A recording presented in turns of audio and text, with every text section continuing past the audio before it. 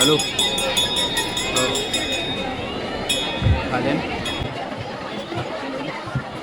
चलो बाळको હવે આપણે હાજરી પૂરીશું સલો સાબડી હાજર સાહેબ અભ્યામો ભોપો યસ સર મંગો મોકી યસ બેજા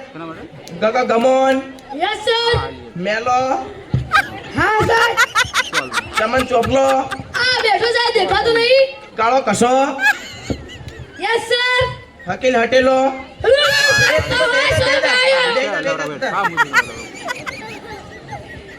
બેમો ભોપો હાજર સાહેબ ચલો બાળકો હવે આપણે એક એક કરીને હોમવર્ક તપાસશું સલો સાબડી હા સાહેબ ચમન ચોપલો મંગો મોકી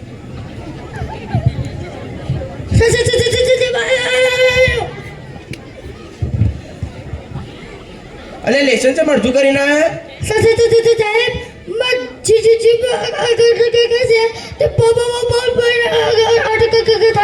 લે તારો જીબી અટકાય બોલપેન અટકાય તું જરૂર પરીક્ષા લટકી લે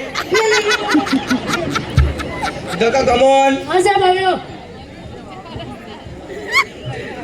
મેલો હા સાહેબ અરે બધા તને મેલો છે તું મેલો કે તા કપડા મેલો સાહેબ માં કપડે મેલે તો કાલથી હારા ના હારા કપડા પહેરી આવજે હેડ બે હા સાહેબ ચમન ચોપલો કાળો કસો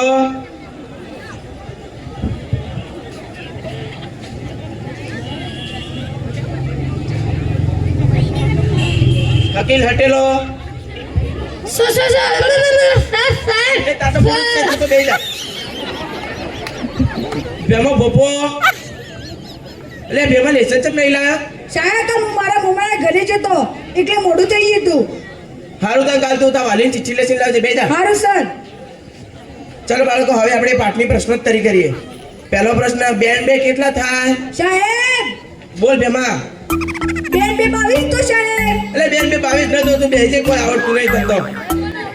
બોલ સાબડી બેન બે જાતા સરસ સરસ બેહી જા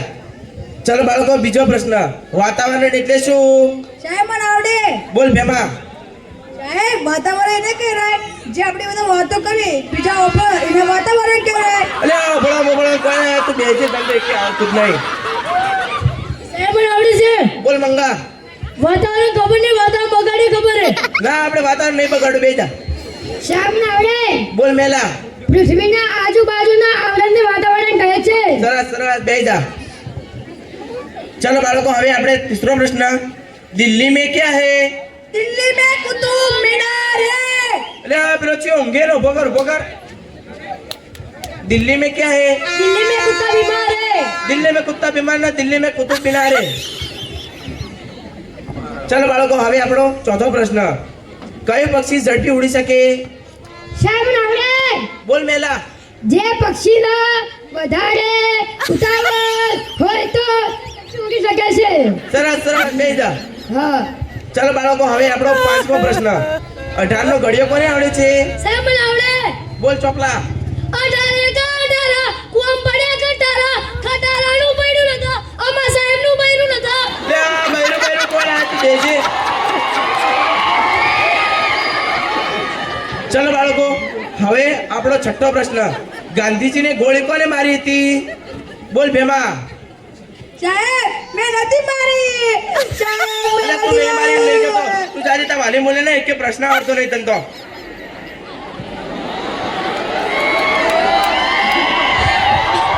ચમ રોવ છે ભેમલા સાહેબ માર્યો ચમ માર્યો ગોપી બાપુ ગોળી મારી હતી તું હેજી વાળી સાહેબ છે માર તને મારો હે તારે કો ભણવા ન જાવ હેજી છે તને અલ્યા સાહેબ તમને ખાલી ફેમલો જ દેખાય છે એક તો પાછી ફીસ ભરી એમાં ખોટું તમારું ઓભળવાનું બે દાડો પહેલા તમે ને માર્યો તો પણ મને જવા દે દઉં કે માસ્ટર સાહેબ ને કોઈ કેવું નતો ના કાકા એવું નતો તમે મારી વાત સાંભળો તું તમે થોડું વાત સાંભળું ના કાકા એવું એટલે પહેલા દિવસે હું બેમાને પૂછ્યું કે લેસન કેમ લાવ્યો નથી તો એ કહેતો કે હું મારા મામાના ઘરે ગયો હતો તો શું આ વાત સાચી છે? ના સાહેબ આ ફેમલો જુઠ્ઠું બોલ્યો છે. અને બીજી વાત એ કે હું કાલે પાઠની પ્રશ્નોત્તરી કરતો હતો તો ક્લાસના બધા બાળકોને પ્રશ્નનો જવાબ આવડતા હતા અને તમારા બેમાને એક પણ પ્રશ્નનો જવાબ નતો આવડતો. સાહેબ મને તો ફેમલો એમ કહેતો હતો કે હું ગોધી બાપુને ગોળી નતો મારી, જો કદી ગોળી મારી હોય તો હું પૈસા આપી દઉં. ના કાકા એવું નતા, હું પાઠની પ્રશ્નોત્તરી કરતો હતો ને તેમાં પ્રશ્ન આવ્યો હતો કે ગાંધીજીને ગોળી કોને મારી હતી અને તમારો ભેમો એમ સમજ્યો કે ગોળી મને મારી હતી અને તેનો અસલ જવાબ આવે છે નાથુરામ ગડસે ગાંધીજીને ગોળી મારી હતી. હા હવે સમજો સાહેબ, બધી ભૂલ તમારી નહીં ફેમલાની છે, અમારી પણ ભૂલ ગણાય. અમે તેનું ગૃહ કાર્ય જોતા ન હતા, તે રજાઓ પાડે તમે તેની ખબર ન રાખતા. જો કાકા તમે અમારી શાળામાં આવ્યા તાણે મારી વાત સમજ્યા. એવા દરેક બાળકોના વાલીઓ શાળામાં આવે તો અમારી વાત સમજે. હા સાહેબ તમારી સાચી વાત છે. આથી હું નક્કી કરું છું કે જો બાળકોને સાચી રીતે ભણાવવું હોય તો વાલીને જાગૃત થવું પડે. તો જુઓ કાકા તમે આજે બધા બાળકોના વાલીઓને આજે બોલાવીને લાવતા હોય તો આજે જ આપણે શાળામાં મીટિંગ ગોઠવી દઈએ. હા લબી બોલાઈને આવું. ઓ મંગા મોગી ના વાલી, કાલા કશું ના વાલી, ચમચ ચોપડા વાલી, આજો સ્કૂલમાં મીટિંગ રાખવામાં આવી.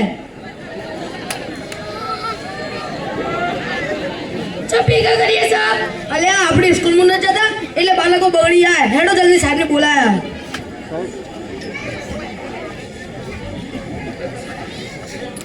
જુઓ બધા વાલીઓ, તમને એટલા માટે ભેગા કરવામાં આવ્યા છે કે તમારા બાળકને શાળામાં સ્વચ્છ અને સારા કપડાં પહેરીને મોકલવું અને ગળામાં આઈ કાર્ડ હોવું જરૂરી છે અને શાળામાંથી જે શિક્ષક ગૃહ કાર્ય આપે તેને દરરોજ ચકાસવું જોઈએ. અને આથી અમે બધા વાલી પ્રતિજ્ઞા કરીએ છીએ કે જો બાળકોને સારી રીતે ભણાવવું હોય તો વાલીને જાગૃત થવું પડે. સાચી વાત ના સાહેબ? અમે હવે જઈએ. જાઓ.